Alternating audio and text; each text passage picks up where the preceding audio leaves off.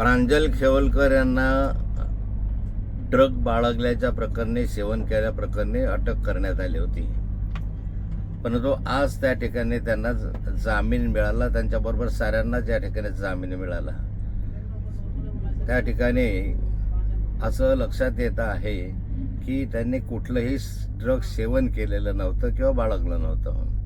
तरीही त्यांना खोट्या आरोपाखाली या ठिकाणी रेव पार्टी केली म्हणून सांगण्यात आलं.